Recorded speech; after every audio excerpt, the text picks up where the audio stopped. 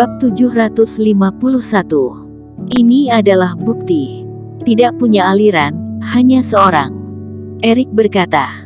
Tidak punya aliran, menarik. Putra suci keluarga Chow menyipitkan matanya, kemudian tertawa dingin. Pejuang di luar, bisa berlatih sampai punya kekuatan seperti ini. Katakan dengan jujur, sebenarnya siapa kalian? Dia bertanya dengan suara membentak, seperti sedang menginterogasi bawahannya. Hehe, kamu merasa aku siapa? Erik tertawa dingin dan balik bertanya. Aku merasa, kalian satu kumpulan dengan orang-orang aliran sesat itu. Putra suci Chow berdiri, auranya tiba-tiba menyebar. Para anggota keluarga Chow di sekitar langsung mengeluarkan senjata mereka dan mengarahkannya ke Erik Qin dan temannya. Kurang ajar, berbicara panjang lebar, ternyata ingin menyerang kita, memangnya kita takut kepada kalian. Si brewok marah, dia pun ikut mengeluarkan pisau besarnya. Ye Zun juga menaruh tangannya di atas pegangan pedangnya. Suasananya sangat tegang. Ekspresi cara Yun seketika berubah, dia berkata marah, Handi Chow, apa maksudmu? Dia tidak menyangka Handi Chow ingin menyerang Erik Qin. Cara, kamu terlalu polos, tidak boleh tidak waspada sama sekali, tidak ada orang yang bisa melewati formasi menembus langit sesuka hatinya. Tapi dua orang ini malah bisa melewatinya sesuka hati, datang kemari dari tempat lain, ini adalah bukti yang sangat jelas, mereka pasti adalah mata-mata dari aliran sesat itu. Putra suci Chow mendengus dingin. Kamu berpikir berlebihan. Mereka sudah pasti bukan teman dari orang-orang itu, aku bisa menjamin. Cara berkata, kamu mau menjamin dengan cara apa?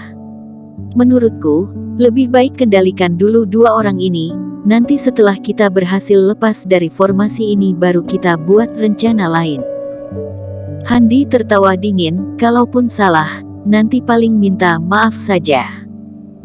Haha. Kamu takut kekuatan keluarga Yun terlalu besar sehingga mempengaruhi kalian ke sekte King Yun untuk merebut harta, kan? Erik tiba-tiba tertawa keras, dia menyadari inti dari semua ini. Langsung saja bilang kalau ingin mengurangi kekuatan keluarga Yun, tidak perlu putar-putar. Wajah anggota keluarga Yun berubah. Wajah Cara juga dipenuhi dengan amarah. Dia sekarang baru mengerti, ternyata ini rencana Handi Chow.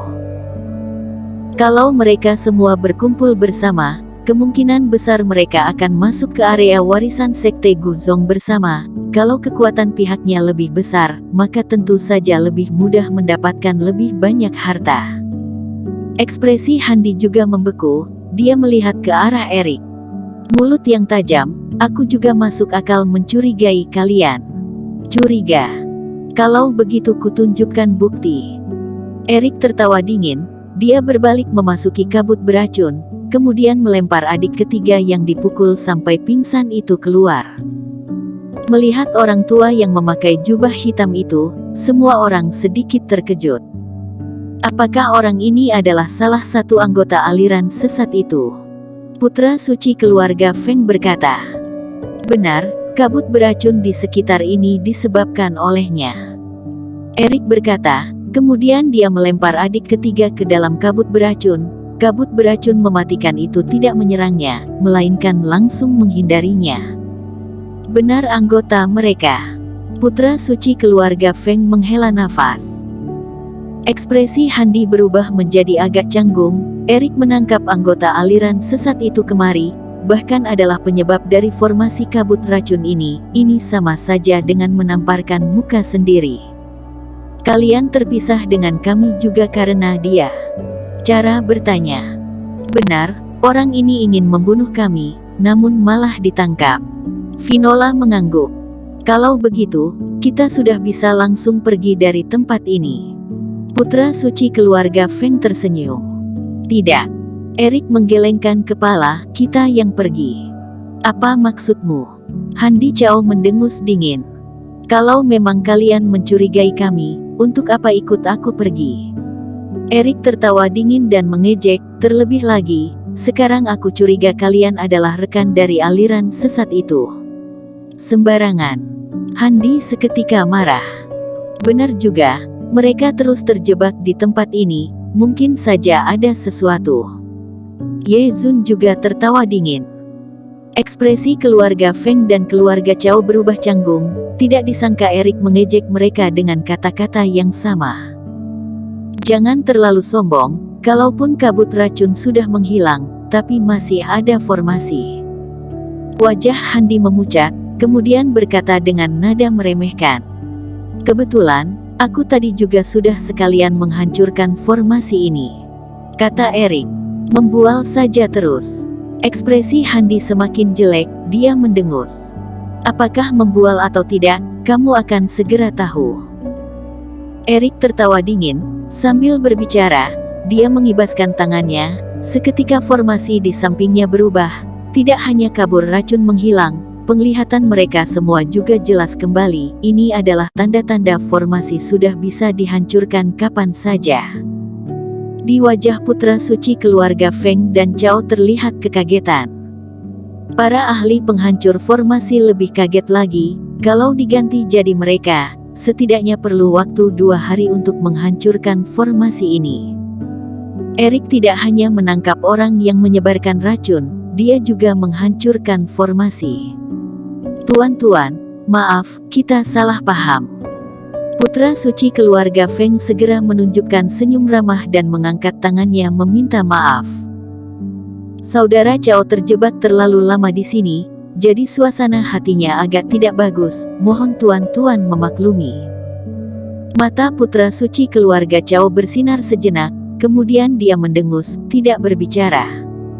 Mohon tanya, bagaimana cara memanggil tuan? Tanya putra suci keluarga Feng. Aku bermarga Qin. Setelah berpikir sejenak, Erik tidak menyebutkan nama lengkapnya. Menyembunyikan begitu banyak hal, bahkan nama saja takut diketahui orang. Putra suci keluarga Cao lagi-lagi mendengus. Hehe, tidak apa-apa. Kalau begitu aku memanggilmu Dewa Tabib Qin saja. Dewa Tabib Qin tidak hanya ahli dalam kedokteran, dia juga sangat ahli dalam menghancurkan formasi, pasti di dunia luar juga adalah orang hebat. Putra suci keluarga Feng berkata dengan penuh hormat. Erik Qin tersenyum, dia bisa melihat dengan jelas, semenjak dia menghancurkan formasi, putra suci keluarga Feng jadi sangat sungkan. Seperti dugaannya, di dunia tersembunyi yang paling penting adalah kekuatan. Bahkan kultivasi saja disembunyikan, takutnya kemampuanmu tidak bagus, kan? Handi Cao berulang kali mengamati Erik Qin, namun tidak bisa melihat kultivasi Erik, dia pun lagi-lagi tertawa dingin. Saudara Cao, hati-hati berbicara. Putra suci keluarga Feng berkata kesal. Tapi, para anggota aliran sesat ini datang dari sekte mana? Dia menunduk melihat adik ketiga tadi. Seharusnya dari sekte Huofen. Gadis suci keluarga Yun berkata. Sekte Huofen, bagus. Putra suci keluarga Feng mengerutkan keningnya. Reikinya menuju ke tubuh adik ketiga. Adik ketiga seketika bangun dan melihat mereka dengan tatapan marah. Beritahu aku, kalian menjebak kita di sini, ada rencana apa? Putra suci keluarga Cao bertanya galak. Dia mengeluarkan sebuah cambuk dan terus mencambuk adik ketiga. Tubuh adik ketiga bergetar dan terus mengeluarkan suara erangan. Hehe, kalaupun kalian berhasil menangkapku, jangan harap bisa mengetahui sesuatu dariku. Adik ketiga juga sangat ekstrim, dia menggertakkan giginya, seketika cairan hitam mengalir keluar dari mulutnya. Cari mati. Putra suci keluarga Cao berseru, dia pun ingin membuka mulut adik ketiga. Adik ketiga tiba-tiba memuntahkan darah hitam dan mengenai bahu putra suci keluarga Cao. Terdengar suara desisan, putra suci keluarga Cao berteriak kesakitan, kulit bahunya terbakar. Orang kurang ajar. Putra suci keluarga Cao berseru marah, dia mengibaskan pisaunya dan seketika membunuh adik ketiga. Dia masih tidak puas, dia langsung mengerahkan api spiritual dan membakar mayatnya. Tuan-tuan, apakah benda ini boleh untukku? Nanti setelah aku keluar aku akan menyelidiki sekte Huo Fen ini dan menghabisi mereka. Putra suci keluarga Feng mengambil token dan berkata, tentu saja, ini adalah milik saudara Qin, aku bersedia menukarnya dengan pil obat. Bersambung. Terima kasih telah menonton video ini sampai akhir. Jangan lupa subscribe dan nantikan kisah episode selanjutnya hanya di Novel Story. Salam.